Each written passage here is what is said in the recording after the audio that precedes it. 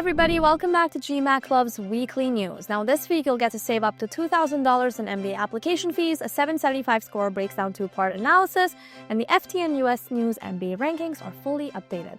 Let's dive right in. Starting with something that could save you serious money, the MBA Spotlight Fair is happening this Tuesday and Wednesday, June 10th and 11th. And this year we have 15 application fee waivers lined up. That's easily $2,000 that you don't have to spend on your round one applications. Schools offering waivers include Ross, Tuck, Fuqua, Cornell, Johnson, CMU Tepper, UNC Caitlin Flagler, Emory Goizeta, Georgetown McDonough, NTU, Rotman, UC Riverside, ESB, HHL Leipzig, HEC Paris, and UC Irvine Mirage. This is the most fee waivers we have ever offered at a single event, and here's the best part. There are no forms, no qualifications, no requests. You just attend the school sessions, even for 5 minutes, and the waiver gets attached to your email address. You'll receive instructions by June 17th, and beyond the waivers, the event itself is genuinely useful. You get direct access to admissions directors from Stanford, Kellogg, MIT Sloan, Harvard, Wharton, Booth, Haas, INSEAD, ISB, Fuqua, Tuck, Ross, Cornell, and so many more, all across 2 days. Every attendee also gets 1 week of free GMAT Club tests, access which is granted on June 12th. And 2 Admissionado Silver Prep packages worth $3,640 each are being given away, 1 per day. So a big thank you to our sponsors who make this possible: MBA Mission, Stratus, Target Test Prep, Avanti, Oringo, Manhattan Prep, Gatehouse, Vikram Shah, and Admissionado. Register now, it's free, link is in the description below. The event is in 2 days, so don't miss it. Next, a big resource drop for anyone working on data insights. GMAT Club just published a massive graphs and tables question collection organized by topic and difficulty level. We're talking everything from sub 505 all the way up to 805 plus, with math and non-math questions separated out at every level. If DI is a weak spot for you, or if you want targeted practice at a specific difficulty range, this collection is exactly what you need. For more details and all the links organized by difficulty, check the description below. This one is excellent.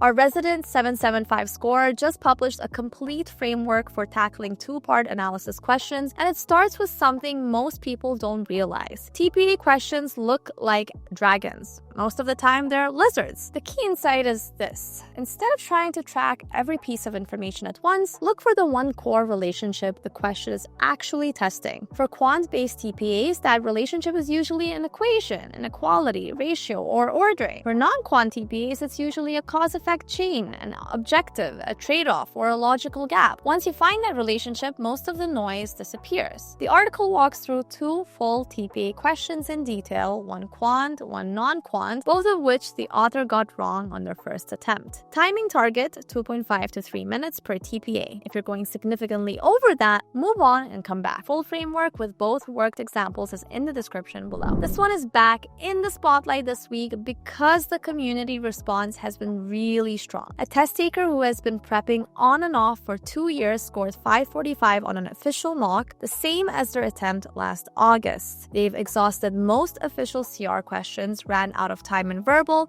and are now weighing whether to switch to the GRE. They also took a cold GRE mock and scored 300, well below the 325 average at their target schools. With applications due in August and real pressure on the line, this is an honest, difficult situation, and the community has been responding with genuine advice. If you have thoughts or have been through something similar, the post is linked in the description below. One of the most bookmarked articles on GMAT Club just got fresh attention this week, and if you're stuck in the V75 to V78 range, this is for you. The article breaks down exactly why scores plateau in that range and what actually moves the needle towards V85. A few things that stood out. Official guide questions are massively underrated. Most people treat them as just a question bank. The real value is in understanding why every wrong answer is wrong, not just why the right one is right. Timing is crucial in the later stages of prep, and if you're not timing yourself on every practice question, you're practicing the wrong way. And for reading comprehension specifically,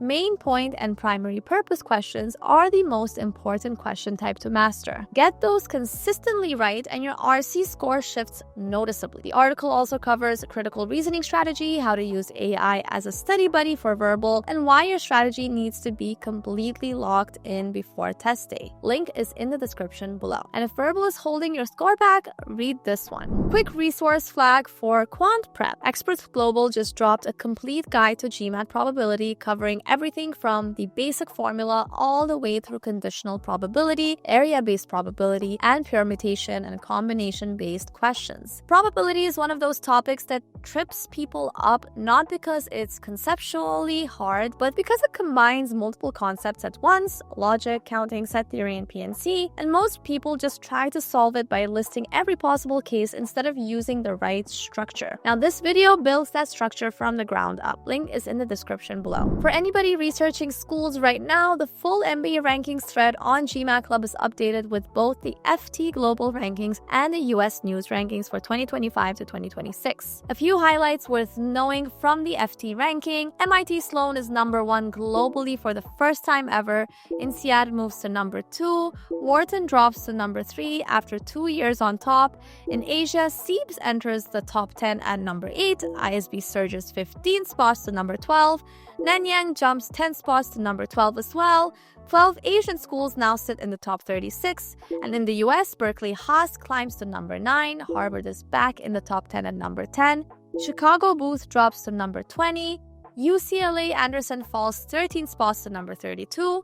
And on the US News side, Wharton retakes the top spot solo. A major methodology shift now weights placement success, salary, and employment rates as 50% of the total ranking, which explains a lot of the movement. The full table with rankings, GMAT scores, acceptance rates, and GPA data for every top 20 school is linked in the description below. And finally, for anyone targeting Wharton, the Cycle MBA Decoder just published a detailed essay analysis for Wharton's 2026 to 2027 application. Round 1 deadline is September 8, 2026. The essay format this year has 2 short-form questions. First, your immediate post-MBA professional goal in 50 words. Wharton wants a clear, specific, realistic statement, not your journey, not your motivation.